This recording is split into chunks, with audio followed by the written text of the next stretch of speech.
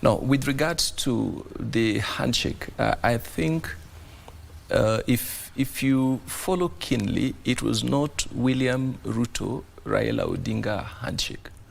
It was the UDA ODM arrangement in which both parties were engaged. And if you realize, during the signing of the agreement, the various political leaders, that is from both sides, ODM and UDA, were put together. I don't know about the structures of UDA, but I'm very aware of very elaborate structures within ODM, the structures that are approved of this agreement. And therefore, I don't think that the death of Raila Odinga has in any way negatively affected the agreement that the two parties had together. With or without the two leaders, the party organs had an agreement, struck an agreement, put it to pen and paper, and therefore began to implement by the 10 points agenda that was agreed upon. So, well, the king has departed, but the throne or the crown stays, and there are guards of that crown. So do you believe that we will indeed implement the 10-point agenda, the NADCO, now that he's not around? Like one thing I mentioned, NADCO report was not an agreement between Raila Odinga and William Ruto. I think Parliament set in place a process that led to the NADCO report, and a committee was formed. This committee put together different players. So the resolutions that were passed as the NADCO report was not Raila Odinga, William Ruto resolutions. It was the resolutions of the committee that was put together, and a process that went through Parliament. So it was a parliamentary process that is being executed. And the reason I'm asking is because it was supposed to start they were supposed to start the implementation just after. We're doing almost a year since the two principals shook hands. That's very true. Then the implementation of the NADCO report should have started almost immediately, based on the timelines provided for within the report itself. But we must understand that then there was no political goodwill. In as much as the report was put together, there was no political goodwill. It is until the two principals were able to man their troops, put them together and have a common position, that now the implementation process began. And I think you can remember it began, there was the signing of the bill in KICC, the reconstitution of IEBC. The process is being followed, the appointment of a commission, a team that is to help in could I refer to it as restitution or repayment of those who are injured during the protest. I mean, so you see there is implementation, but this implementation started to happen after there was a political buy-in and there was a goodwill to that effect. Before that particular period of time, well, there was push and shove. These two teams were trying to come together, but there was no political goodwill. If you can see right now, give it to William Samoei Ruto, he has proven that he's committed to the process based on what he's doing. And ODM is still my party. And therefore, I also know the commitment of the party towards the implementation of the NADCO report and the pursuant of the very spirit that brought ODM and UDA together. And that is the unity of Kenya as a country. Yes. And I'm looking at, Daktari, I'm looking at the opposition. With all fairness, Baba has been, and for the longest time, been the true north of opposition, if you ask me. And now that he is not around, how effective will be the opposition? We have seen him hold various government to account in regards to how they govern Kenya. And now that there is a big vacuum, now that he's not around, who will be holding government to account? Yeah, thank you. Allow me to go back to the handshakes. Handshakes normally come when people realize that there is an issue to be tackled, and the issue has moved from where it was a crisis to where we realize there is a problem to be solved.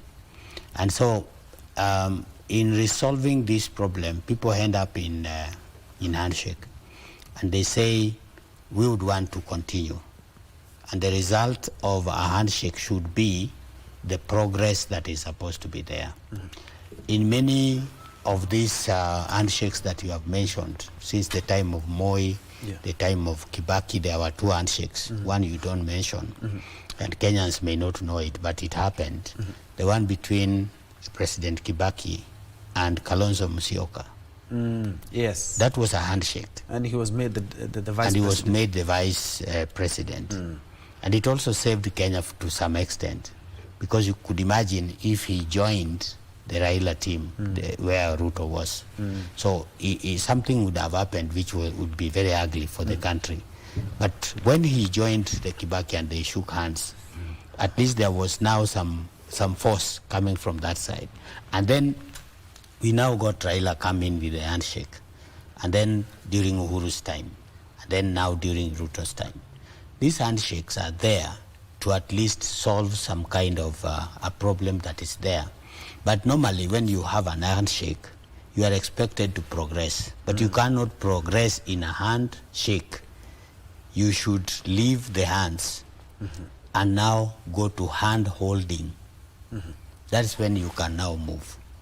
And in this one, we saw a little of that after there was a handshake, then there is a hand holding where these people would move together. Unfortunately, Raila has passed on.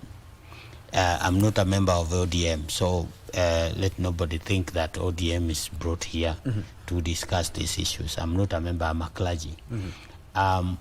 What do we expect? One, as a people of religion, for me, I expect that God is going to raise another person. It may not be from ODM. It may be from another party. But a Kenyan who will stand tall and lead the opposition. Because Kenya requires the presidency, that is the government. It also requires, on the other side, the opposition, a stronger one. But then Kenya also requires other actors, like now the church, where we will always continue to pray for the country and to ensure that the country is united and reconciled, so that we do not have divisions. And that is where we stand. So, are we seeing another stronger person coming? Yes. God will always raise somebody. When Moses was dead, you know, God himself spoke to who? To Joshua. To Joshua.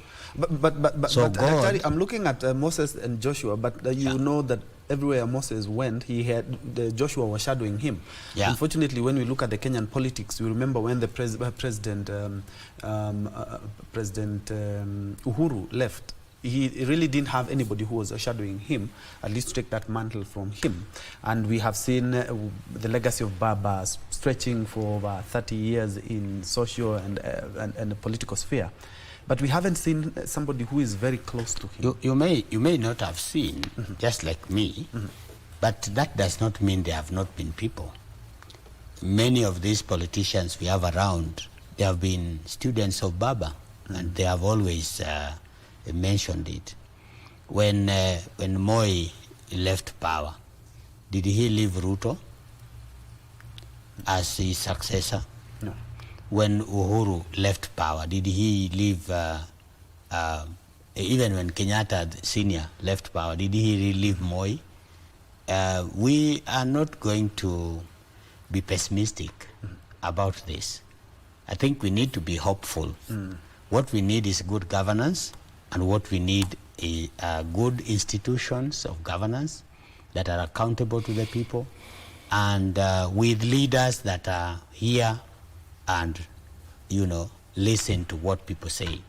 But with regards to opposition, I'm still hopeful that it is too early to think about this. Because again, we just buried Baba on Sunday. Let 1 week end and let's hear what is going to unfold. But let's be ready that God is going to raise for us somebody who in the political field will fill in the gap that is there for opposition. And maybe, Yogo, you can also dig into that as well in regards to who now may hold or will hold the mantle. And still on the same, the legacy of Baba is quite very rich. And Many people remember him for the 2010 constitution, talk about father of democracy, and indeed he was. A few may not remember that he was very instrumental in the repealing of Section 2A of the constitution back in the 90s, that allowed for multi-party democracy and multi-partyism in the country, which has led us to being a very robust democracy, if you ask me. Now that he has left, I remember if there's something that he held so close to his heart is democracy and constitution. And how can we as Kenyans as well ensure that these democratic gains are not eroded? Case in point, yesterday the former Chief Justice David Kenani Maraga talked about we are clawing back on the gains that we have made as a country in regards to the laws and the acts that the president signed last week. Well, number one, I don't agree with Maraga because I'm yet to see one that we're clawing back on. Maybe allow me to start from there. You see, people need to understand that we have the mainframe law of the land, which is the Constitution. The Bill of Rights is a complete chapter in the Constitution, and it defines the alienable and irrevocable rights of individuals. So there is no other law that can be put in place that would contradict the Constitution. The Constitution is very clear that any law, to the extent to which it contradicts the Constitution or is inconsistent with the Constitution, is an nullity. So you see, we must be guided by the Constitution first and foremost. So if we talk about, for example, the freedom of speech, honestly, if you look at the act so critically, forgetting about all these social media clamor, whatever, and look at that thing critically, it is very particular on new age media. Very, very particular on new age media. So unless it is somebody who wants to perpetuate the kind of negativity, the battering, the attacks that we've had on social media, then you could have a problem with the law. But we must understand that as people we are guided by the Constitution of the Republic of Kenya. And the Constitution itself pronounces itself on inconsistencies of any other attendant laws. So if what is passed is inconsistent, we must understand the role of Parliament is to pass laws, is to legislate.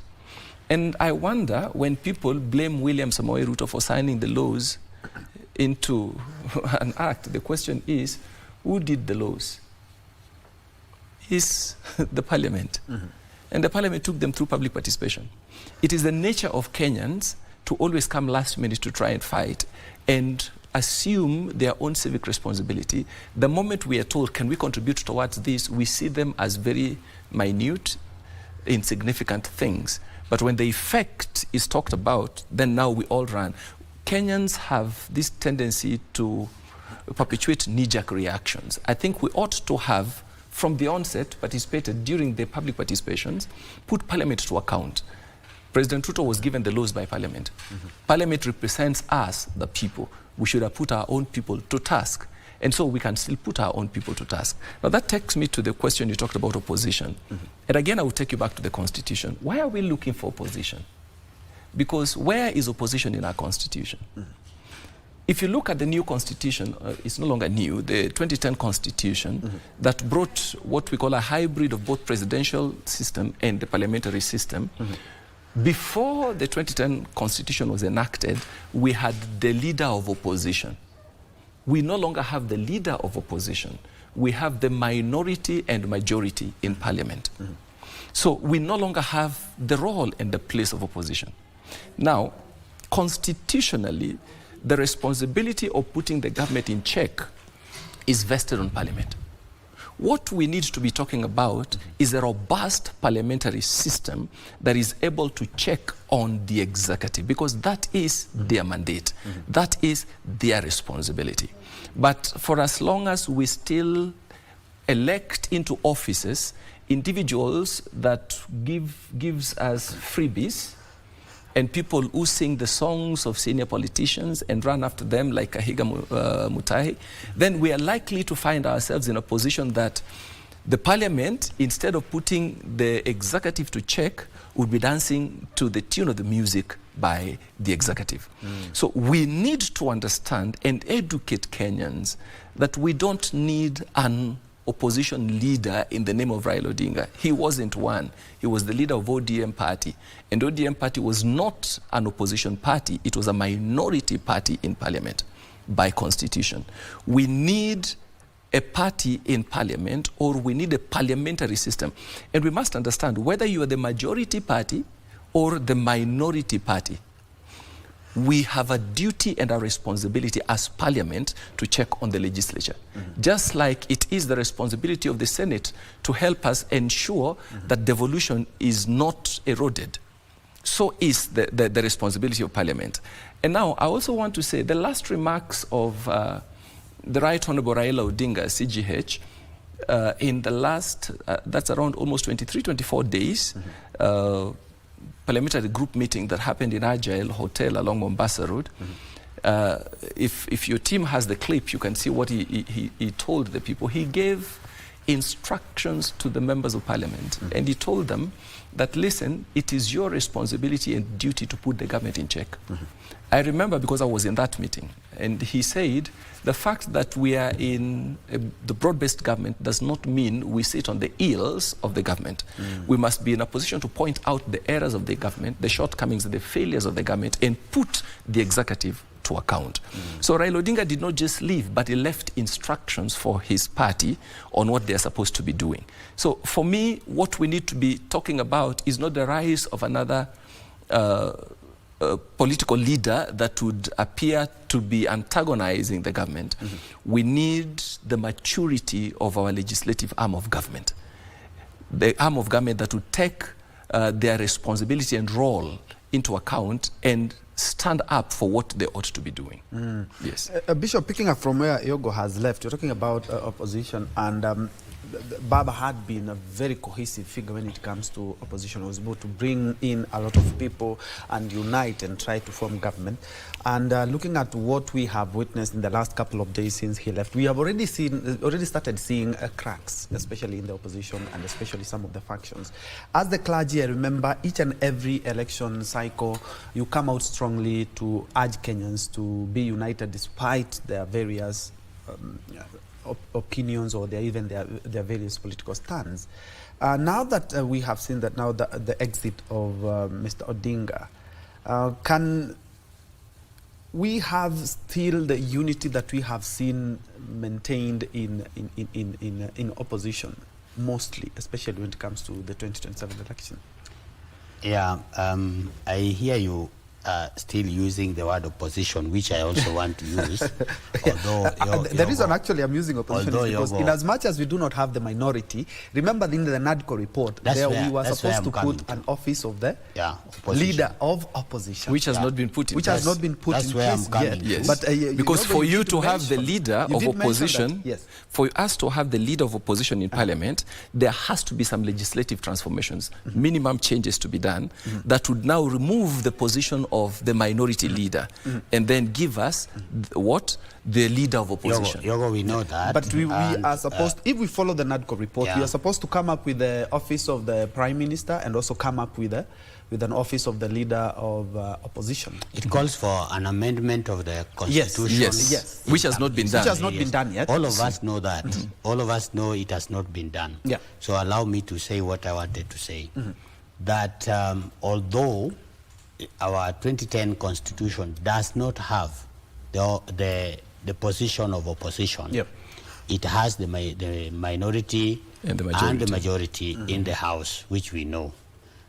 But as much as we know that, we also know that there was a handshake, which I believe Yogo and any other Kenyan should not dispute.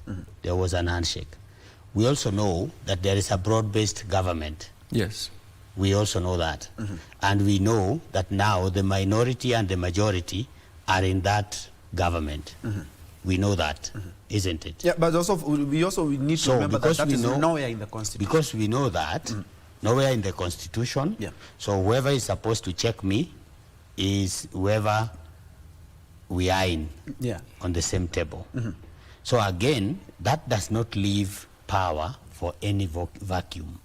And that's why you hear the word opposition will still remain with us until we amend that constitution, if NADCO resolutions will be taken into consideration, or if Kenyans will decide to do that.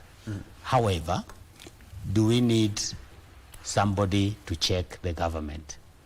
Yes, we need somebody to check the government. Is it going to be the parliament? The answer is it is not going to be the parliament, because parliament has been compromised by the executive, and that is the reality. So parliament now dances to the tune of the executive to help the executive implement some of the some are wrong things. And so we would want to say that we still require a voice that will be checking the government. From the church, we will raise these issues. But again, we also need some political goodwill. We need some political actors that will also take them to the institutions that are going to let them become law, and let them also become policies that can rule the country. And therefore, much as we have the constitution that talks of the minority and the majority, we still need to have some formal or informal way of looking at our issues and raising them to the eyes of the people that are supposed to see them, to the ears of the people that are supposed to hear them, to the hands of the people that are supposed to implement them. And that is where we as the church or the religious actors, we are there. We are not making any noise, but we are making our statements very cool and in a way that we know can help the country. With regards to the NADCO, is it going to be implemented? I think, again, we still require a lot of goodwill and a lot of civic education on the same, because you cannot implement something that you've not, engaged the people past the resolution. You may have engaged them before the resolution, but that engagement was taken through another analysis, which now created the resolution. And what may be in the resolution may not be verbatim what was there during the public participation. So this new outfit that was agreed upon should also be shared with Kenyans, so that Kenyans know the nitty-gritties, the details of this document, so that we don't just hear it is a 10-point agenda and this 10-point resolution, what is it? How have we taken the burden of taking it down to the people so that the people understand what it is? So we have room for civic education. The laws that were signed the other day, I would want to feel with all of us Kenyans, because it happened at a time when we were mourning. But without supporting how it was done, I would just ask one question. Do you think the president just woke up and went to a table and say, bring those laws, I want to sign them? He did not do that. It was something that was pre-arranged. It was supposed to be done. But now, unfortunately, Baba died that same day, and some businesses had to continue anyway. But so where we have a wrong law, yes, that can be contested, that can also be discussed. But again, some people are now coming to politics. They were in the public service. So as they mention some of these things, it may be interpreted as though they are meddling so much, but the truth of the matter is that they are coming to politics, and they can make political statements. But where we need to correct some wrongs, I think we have an opportunity to do that. And my only request to the president is that continue listening to the people. You may have signed something, but if the people are still raising it, please have some, some cohorts of discussions with these people and know how best that can serve the country. Okay. Yogo, also, as we wrap up, I would like let me just pick up on that. Yes, actually, the signing of the... Let me pick up on that. Yeah, on the bill. I want to refer you to the finance bill that the president never signed. There was a total disagreement on the bill, and the people followed it through the legislative process. The presidential assent is only a culmination of a legislative process. And if you saw, it was Mr. Njoroge, the clerk of the National Assembly, who was actually presenting the bills. So it's basically a culmination of a legislative process. Now, if you saw, the moment that process was culminated with regards to the 2024-2025 finance bill, there was a public uproar and outrage. And therefore, the president could not sign it into an act. Now, the question is this: what is different now? Why didn't we follow through the process? Did we just all of a sudden realize that the president has signed these things? We only noticed at the tail end. From the introduction of these bills in Parliament, I mean, it was not a one-day thing. It was not introduced in Parliament that day, passed that day, and signed that day. Then we should have raised an alarm. We as Kenyans must take responsibility for our inertia and our nonchalance with regards to public or civic responsibility. Like I mentioned before, it is you and I who needs to be the first watchdogs of the ruling elite. All right. You and I, the first watchdogs. Now, you mentioned other things. You talked about the public engagement. I want to correct Chair here. That there's a legal procedure and provision with regards to passing on certain legislation and where public participation needs to come in. The truth is this: we are not hearing of the 10-point agenda. These were thoroughly canvassed, and there were several agendas that were put on the table until finally there was an agreement on the 10-point agenda. If you followed the process, you remember when there was a stalemate between the different committees. That stalemate stopped a lot of things until there was an agreement. And finally, I want to address two things. One, there are no cracks. So what have you corrected? What I was correcting is you're saying we should not just hear of the 10 points agenda. We need to have a public participation and involve the people. No, that's not what I said. Can I say I wish we could replay the... Yeah, let me say what I said. Let him have a right to reply as we wind up. Okay, he can reply me, then I finish on my point. But I made, actually, when he spoke, I wrote, this was his word, we should not hear of the 10 points agenda. That is what I picked from him, and you can replay the video after this. Okay. And because of the interest of time, we really just two things I really needed to say. One, there are no cracks in the opposition or in Parliament. I know people have talked about cracks because of the various expressions during the funeral from the death of Raila Odinga. But we understand that people interpret speeches from different points and different perspectives. There is a time for the government. There's a time for the party to sit and make decisions through the organ. All right. I want you to just have the right to reply as we wrap up because we have run. Okay. What I said is anything, whether it has become law or before it has become law, whether it's a document that has been agreed upon or not, it should be subjected to people for civic education. That's what I said. So that people also are carried along and they are able to be part of it. I would end by saying, as NCCK, we are not supporting any candidate at all, and we are not against anybody. What we want is a united Kenya, and we call on all of us to remain united as a country. All right. Thank you. That has been the National Council of Churches, Council of Churches of Kenya chairperson. That is Reverend Dr. Elias Otieno Agola. Just next to him, you have George Yogo, political analyst. I can tell you that I'll promise I'll give you another opportunity. But we really need to have a discussion on church because church has been the greatest problem to good governance in this country. All right. I am quite sure Bishop has noted that. Reverend has noted that. But for now, let's first of all take a quick quick break. When we come back, we'll also be having a few minutes just to wrap up in regards to the late Baba. And also we'll crossing over to Bondo. I hear there's a delegation there just to know exactly what is happening there.